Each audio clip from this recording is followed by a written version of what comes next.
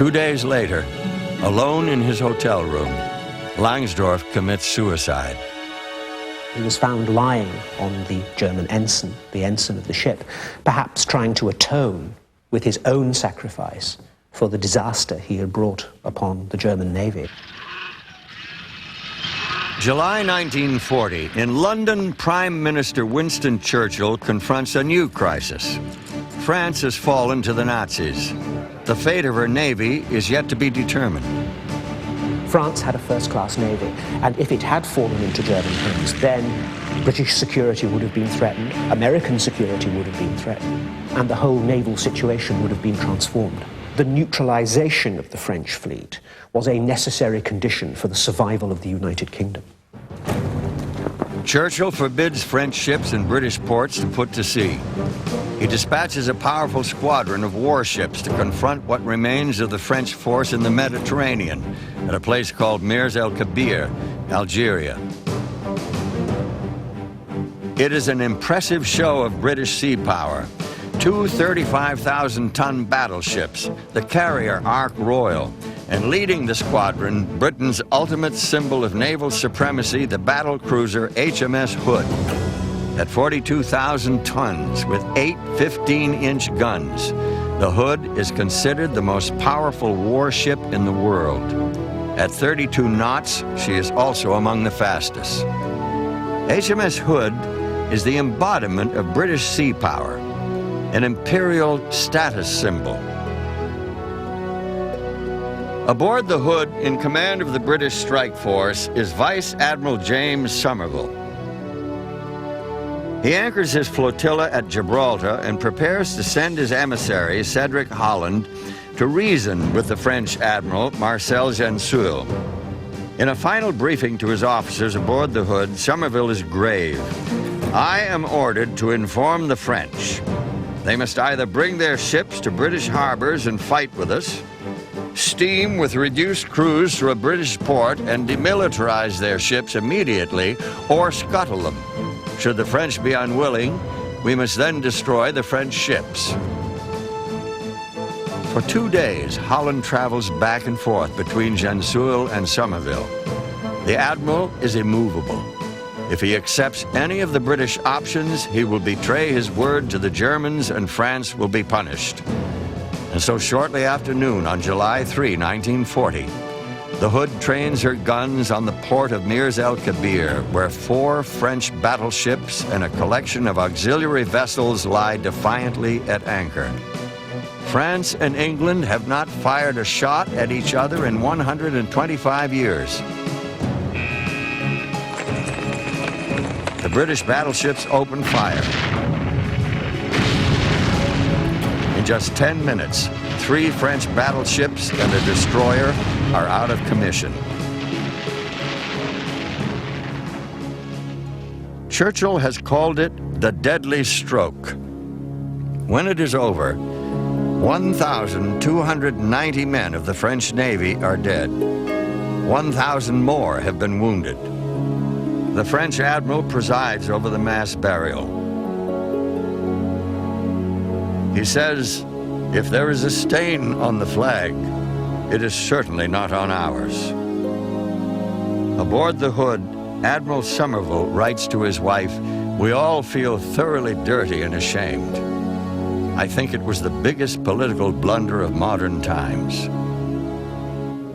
The action of the British squadron that summer of 1940 remains a controversy, but at the time, the symbolism was clear.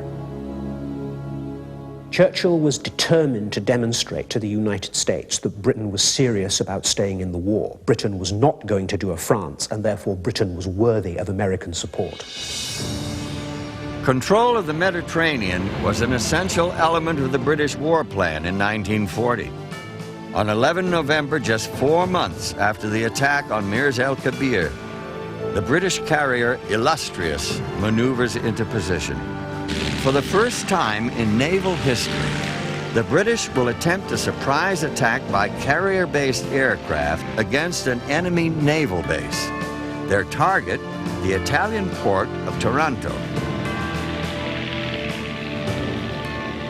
Their bombs and torpedoes wreaked havoc on the ships of Mussolini's fleet.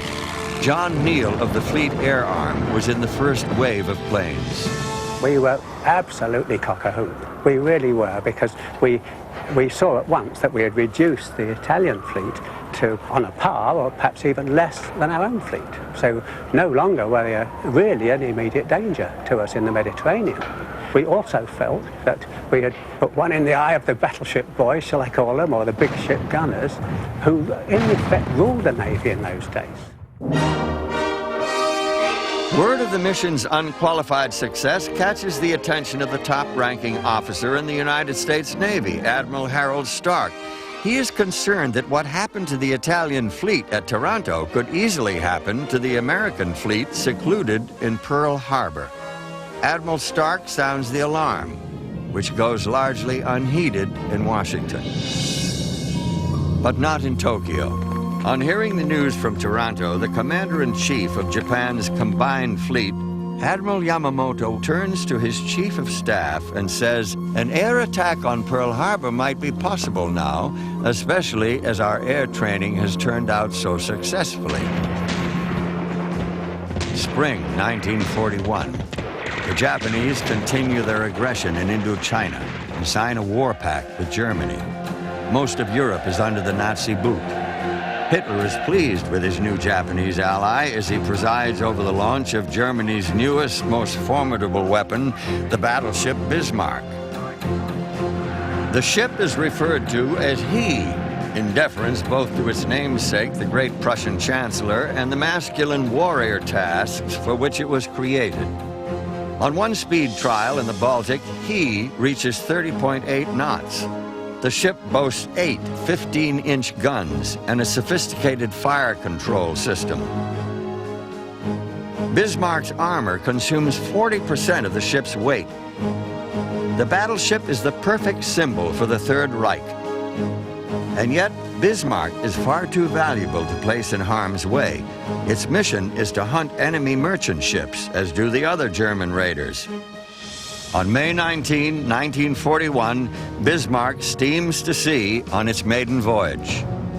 Even before Hitler learns of its departure, the British are tracking Bismarck's progress. 4 days later, the battleship is located by the superior radar of the heavy cruiser Suffolk.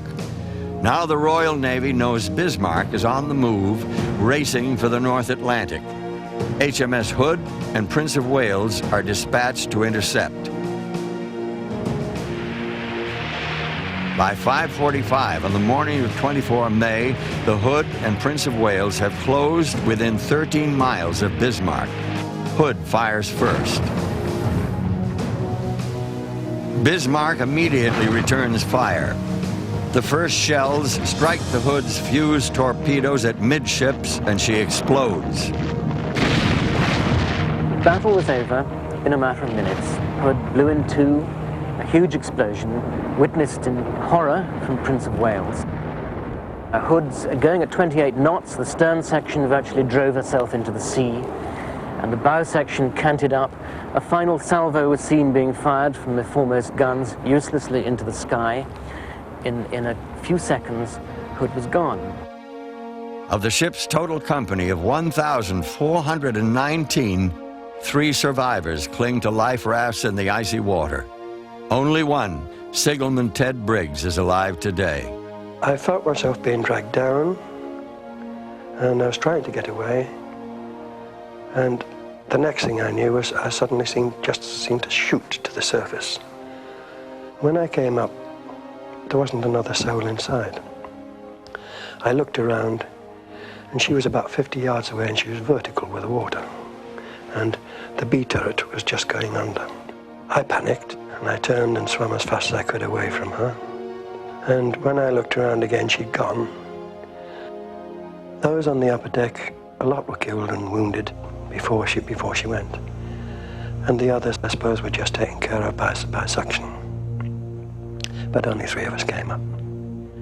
She was a beautiful, proud ship, but unfortunately with a glass jaw.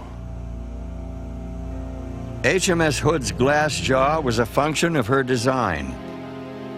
armor had been sacrificed for speed. The next day, the victorious Bismarck, a hole in its bow from a shell fired from Prince of Wales, is short on fuel and heads directly for France. The Royal Navy had been utterly shocked at the loss of Hood. Ships right across the Atlantic converged towards the likely area of Bismarck, in some cases without orders. They had to find Bismarck. They were going to sink that ship, one way or another. 26 May 1941, 10:30 a.m. A Catalina flying boat dives through the clouds for a better look at a huge ship below.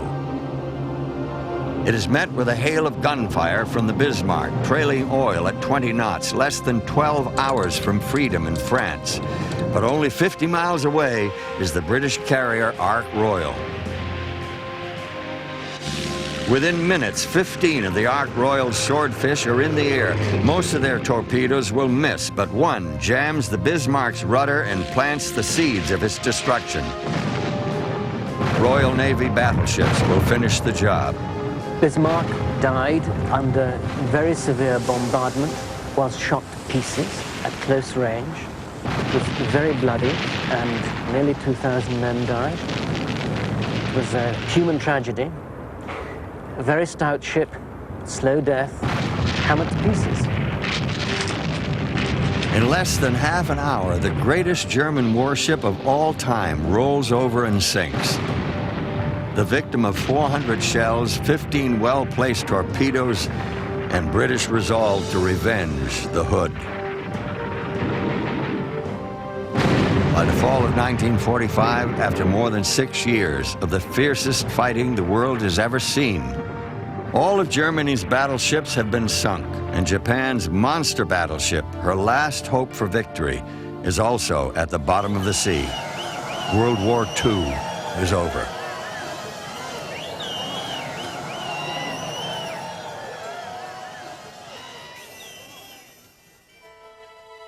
The once mighty empire of Japan lies in ruin.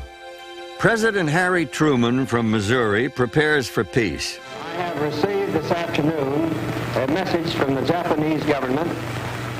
He has determined that the unconditional surrender of Japan will take place most symbolically upon the deck of the battleship Missouri in Tokyo Bay. The Americans have come back to Japan to anchor very near the spot where in 1853 Commodore Matthew Perry anchored to demand that the Japanese open their nation to the West. The events of the day will be carefully documented. 170 reporters, photographers, and radio soundmen swarm the decks of the USS Missouri to record sounds and images that will be seen around the world for years to come. To this day, the battleship Missouri remains the most historic of all American battleships. For naval historian and battleship veteran Paul Stilwell, the Missouri is an heroic symbol, for on her deck one era ended and another began. And so it was on September 2nd, 1945, that General Douglas MacArthur came to this ladder at 9:01 on that Sunday morning while the Japanese were waiting for him to come down and accept the surrender of a proud but defeated nation. As the general walked forward, on his left was an American flag flown out from Annapolis for the ceremony. It had been on board Commodore Matthew Perry's flagship in Tokyo Bay in 1853. Farther to the left were dozens of American officers wearing khaki. The Japanese ahead of him were in top hats and morning coats. The Japanese looked up to this towering superstructure and saw hundreds of pairs of eyes boring down at them.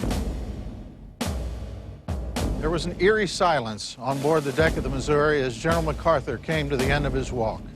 Standing just about here, his hand trembling slightly, at 9:02, he began a short speech looking beyond the war. We are gathered here to conclude a solemn agreement.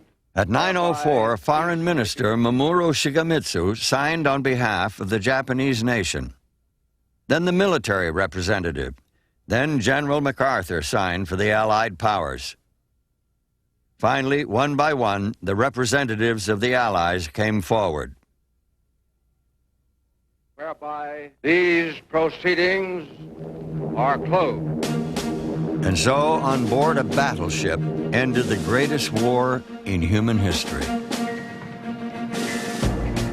Today, the Missouri remains the pinnacle of battleship design and technology. Still ready, it would seem, for another fight or yet another symbolic mission. On that infamous Sunday morning in 1941, Japan had sought to destroy every one of America's battleships in a single stroke. Yet here on the deck of a battleship, they surrendered without condition to the overwhelming force of the United States and her allies.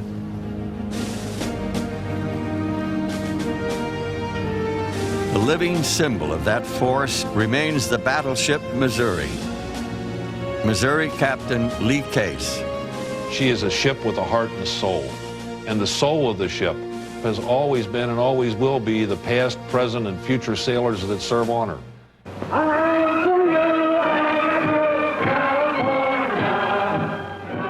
In peace and war, the tradition of the American battleship sailor grew large, enhanced by competition of every kind.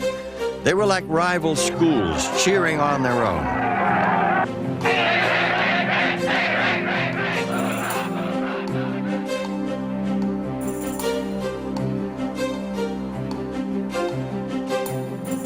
Battleship sailors have long been a special breed, perhaps because of the extraordinary teamwork required to man the guns and fight the ship, or the special symbolic nature of a battleship, or simply because they knew they were aboard the Navy's best. Their ship became their home, and their home was a matter of pride.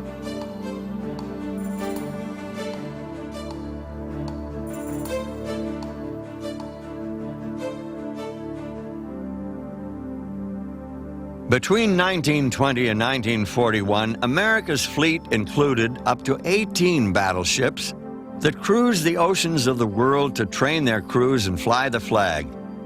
A powerful symbol that the American Navy was a genuine deterrent to any would-be aggressor. And among those pre-war American battleships was the USS North Carolina.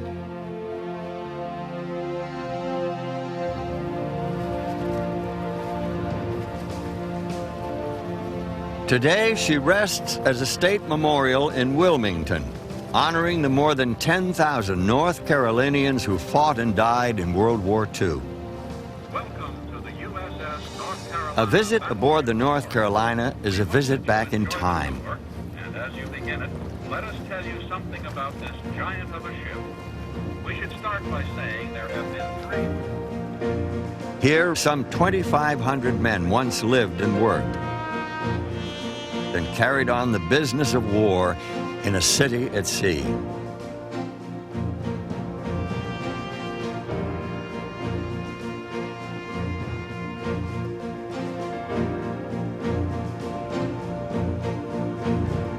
The North Carolina's engines could drive the ship at 27 knots, 6 knots faster than any previous American battleship.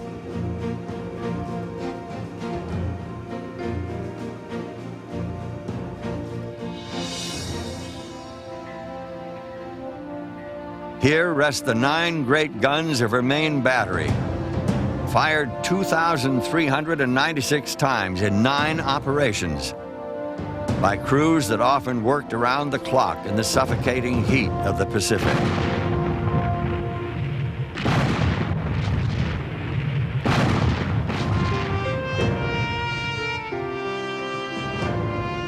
Captain Dave Shoy is executive director of the North Carolina Memorial.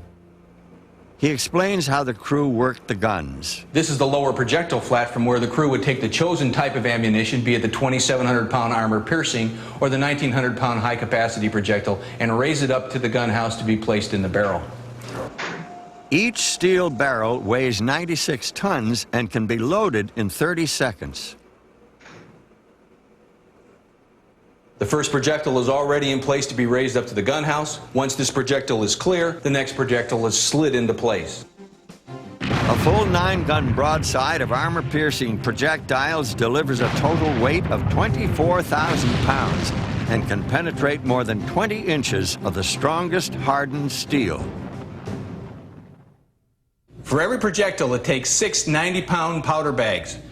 The crews down here will take the bags out of the tanks, put them on the conveyor belt. From here, they're passed one at a time to the powder flat, and then 6 of them together are going to be raised up to the gun. The projectile, when the transfer tray lays down, is then rammed into the barrel. In the second phase, the first 3 bags of powder come out of the hoist and are separated, and then the second 3 bags are rolled into place. In the third phase, the 6 bags of powder would then be rammed into the barrel, the primer attached to the last powder bag, the breech closed, and the gun is ready to fire. The shells are hurtled over 2,000 feet per second as the gun recoils on itself, a distance of 4 feet. At a range of nearly 20 miles with the guns at maximum elevation, the trajectory is 7 miles high and the projectile becomes an armor-piercing bomb. To hit a moving target from a ship which itself is moving, pitching, and rolling requires a complex system of fire control. Deep below deck is the North Carolina's plotting room and the ship's analog computers. These primitive yet rugged computers, called range keepers, and their electrical switchboards control the guns. A stream of information from directors high up in the superstructure is relayed into the controlling range keeper. The course and speed of the ship and of its target ship, wind direction and velocity, temperature of the powder and the air, type of projectile, time of flight, gun wear, velocity of the ocean current, and more. The gun is aimed not at the target, but where the target will be when the projectile gets there. Linked to the controlling range keeper is a gyroscopically operated device called the stable vertical. The guns actually remain stable and can be aimed with great accuracy while the ship rolls and pitches beneath them. The 5-inch guns were controlled by the same kind of computers or range keepers as the 16-inch guns, but loading was a manual operation. Dave Shoy. The 5-inch gun uses a projectile and a single powder case, as opposed to the 16-inch gun, which uses a projectile and 6 powder bags. So it is simpler for the operators to load them out. They will lay the projectile and the powder bag in the tray and then ram the 2 pieces into the barrel. It takes about 47 sailors to fully man a 5-inch mount. Today, visitors relive what it was like to serve aboard such a ship. In passageways and living spaces below the main deck, thousands of battleship sailors made their home in ships like the North Carolina. They slept and ate and worked and played and worked.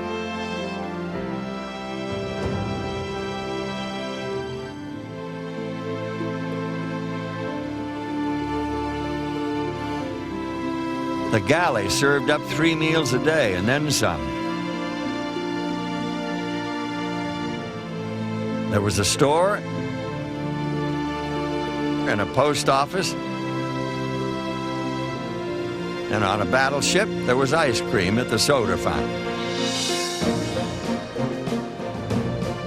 There was a newspaper, a tailor, and a cobbler, and always there were decks to polish. As night falls, the North Carolina looms large against the Wilmington skyline. Her great guns glow in the moonlight as she awaits yet another day to welcome her visitors, eager to know what it was once like aboard one of America's most decorated battleships. Although the North Carolina came home to stay, others would soon return to the battle line in defense of freedom. Sunday, 25 June 1950, 6 divisions of the North Korean Army, spearheaded by over 100 Soviet-built tanks, crossed the 38th parallel to invade South Korea. The United States, through the United Nations, is committed to defend South Korea. But what remains of America's once great battleships rests in mothballs.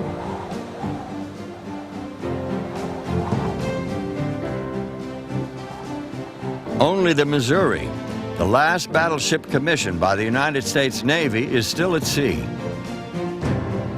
Among her peaceful and symbolic missions, the Missouri traveled to South America and brought President Harry Truman home from an international conference in Rio de Janeiro in 1947. He and his family enjoyed life aboard the historic warship. He mixed with the crew, took walks, and actually waited in line at the barber shop. He admitted to being a first-time crosser of the equator and accepted his initiation as a pollywog and high spirits.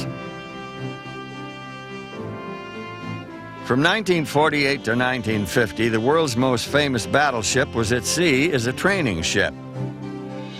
When North Korean troops marched into South Korea, she was quickly ordered back to Norfolk to be loaded with supplies and live ammunition. The Missouri would be going back to work as a battleship. In time, she would be joined by her three sisters of the Iowa class, the Iowa, Wisconsin, and New Jersey. All four reactivated from mothballs for wartime duties to protect the fast carriers and bombard North Korean positions ashore.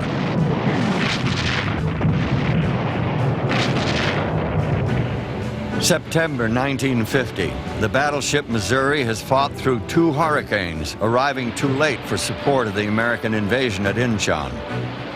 Now, equipped with a helicopter for spotting, her big guns speak once again.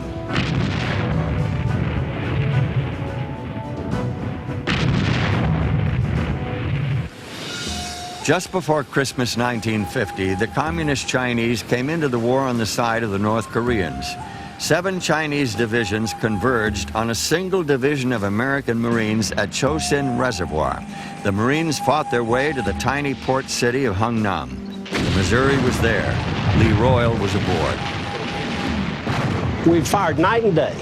It was a warning to the Chinese and North Koreans not to interfere with the Marines coming off the beach. Hungnam was in flames.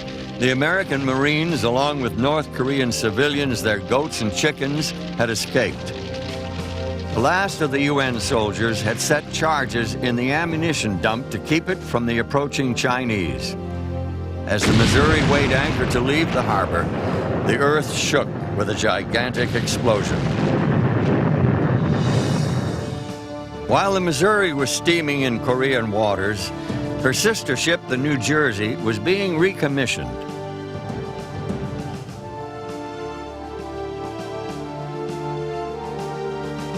By May, she was stationed off the North Korean port city of Kansong.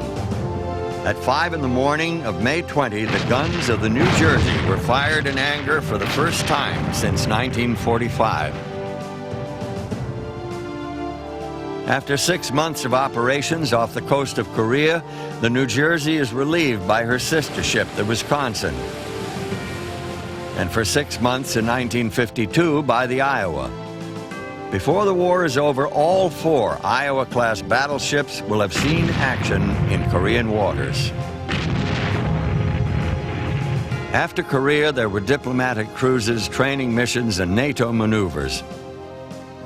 But in November 1957, the Wisconsin completed her final cruise and followed her 3 Iowa-class sisters into the mothball fleet. For the first time since the 1890s, the United States was without even one active battleship. Throughout the first half of the politically charged 1960s, America became increasingly involved in a war in Southeast Asia. Perhaps a battleship could save American lives. But the battleships of the Iowa class slept in mothballs. Then, in 1967, the word came down: bring back the New Jersey. Within months, she would be guided into dry dock at the Philadelphia Naval Shipyard. where her great hull would leave the water for the first time in a decade. The men of the shipyard had done this job before, some of them when she was first built in the early 1940s.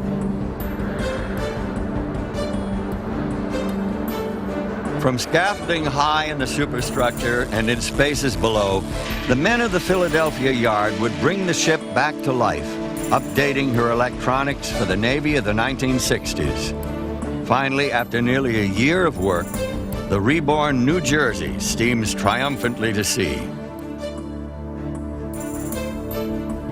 On September 29, 1968, the world's only active battleship arrived off the coast of Da Nang, South Vietnam, ready for work.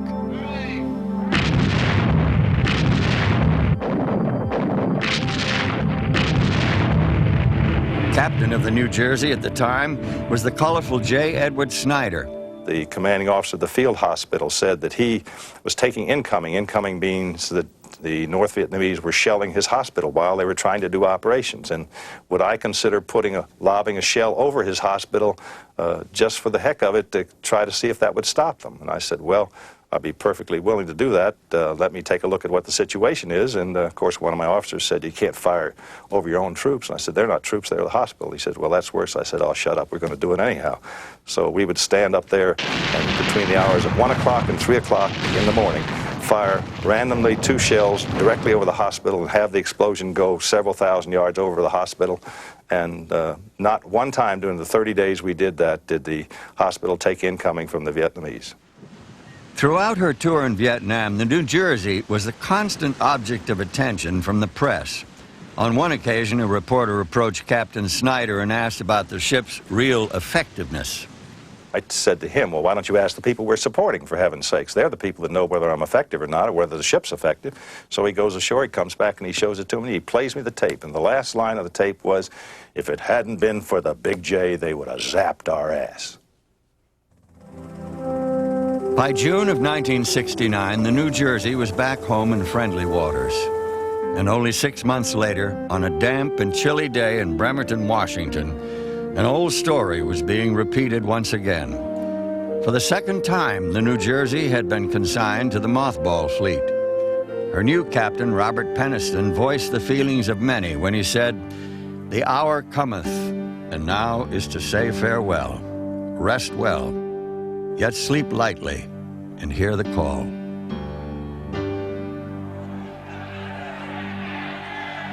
Then in the fall of 1979, Iranian militants seized America's embassy in Tehran. The Soviets invaded Afghanistan, and the United States was perceived by some as weak, unwilling, or unable to act. But by 1981, America had a new president, and Ronald Reagan's Secretary of the Navy, John Lehman, had new ideas to build an enlarged fleet organized around aircraft carriers and recommissioned Iowa-class battleships.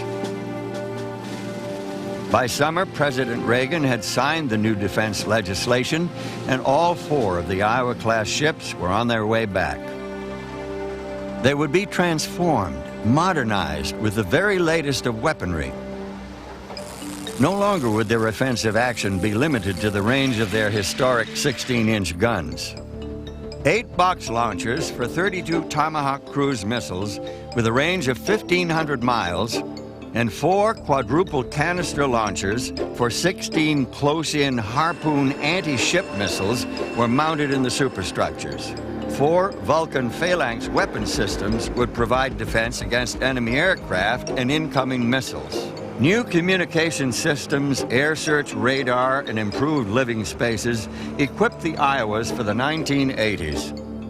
To replace and refit what was required of the original equipment no longer manufactured, the Navy secured tons of items from America's museum battleships, the North Carolina, Alabama, and Massachusetts. The 1982 recommissioning of the New Jersey cost $326 million. More than 3 times what it cost to build her in 1941. But to Secretary Lehman, intent on creating a new Navy, symbolic of America's status as a world power, she was more than worth it. By 1983, the New Jersey is bright and new once again. She cruises as the centerpiece of a new battle group. She is part of a peacekeeping force off the coast of Lebanon. For 6 months, she cruises the coast and shells Syrian gun positions ashore.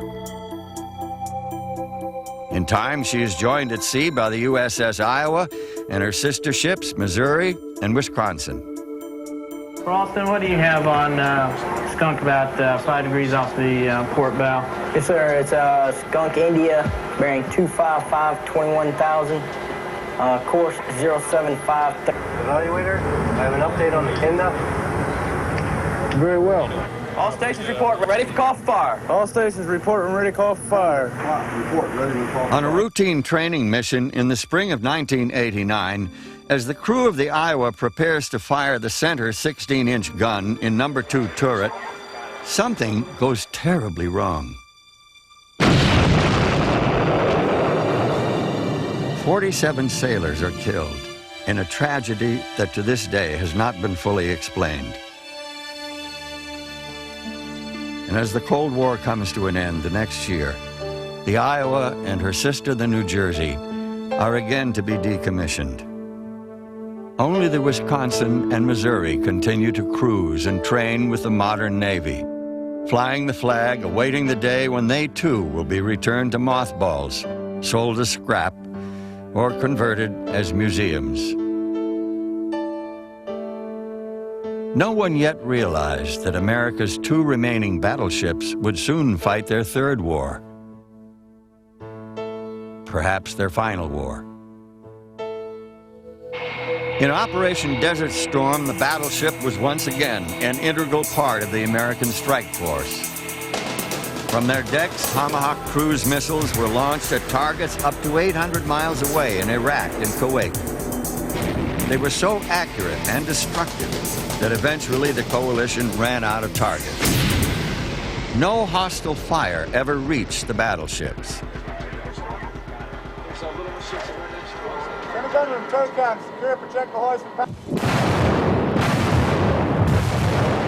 The relentless bombardment from their 16-inch guns helped pave the way as the troops of the coalition entered Kuwait City unopposed.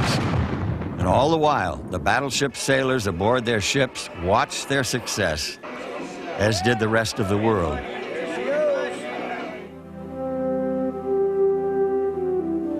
The forces of the coalition declared victory on February 28th. During the final days of the land war, the men of the Missouri had performed for 4 straight days without sleep in the best tradition of the battleship sailor, Lee Case. Sailors on other ships are always watching sailors on battleships. They're trying to emulate them. They would like to be there in their place. They know that they're in a position where they're always on display. And the sailors on board a battleship have to carry out the task that they're assigned to do, but they have to do them better than the rest of the fleet, and therefore they're always 6 inches taller than the rest of them. On the 6th of March, the Wisconsin departs the Persian Gulf. The Missouri heads for home on the 21st. They will sail into a post-Cold War world of military downsizing and critics who still remember the tragic explosion aboard the Iowa. By September, the Wisconsin has been decommissioned and the Missouri's days are growing shorter. But she will make one last symbolic and ceremonial voyage. She is going back to observe the anniversary of the event that plunged America into World War II. Paul Stilwell. One morning in early December 1991, it was my privilege to be here on board the battleship Missouri as she steamed in the Pearl Harbor Channel for the last time. As we went in on the port side were the mooring quays where the battleships had been in December 1941 when the Japanese attacked. And in my mind's eye, I could see the smoke and the flame billowing up where hundreds of American sailors were killed. The past and present intertwined in the memories of young and old. 50 years ago to the day, their thoughts float back to that Sunday morning when many thought the era of the battleship had come to an end.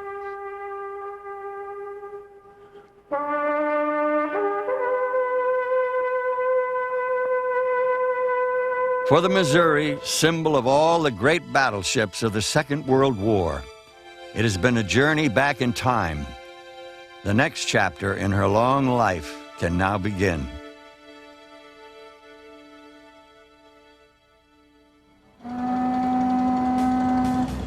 March 31, 1992, the Long Beach Naval Shipyard.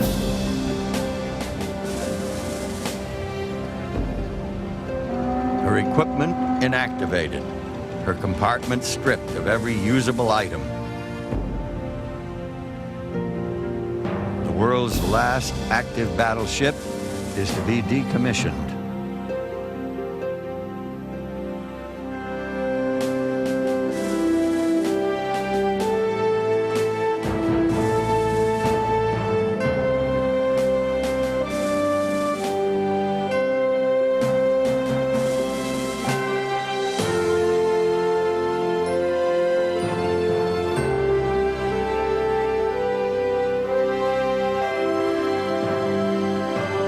Now she seems but a symbol of past glories, the last of her breed of thoroughbreds.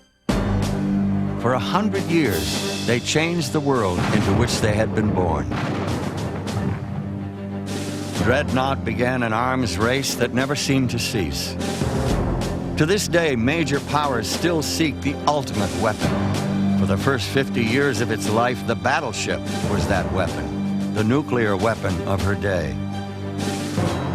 Now, one by one, America's last battleships have been retired, fitting memorials to the thousands who died in war. Texas, Massachusetts, Alabama, North Carolina.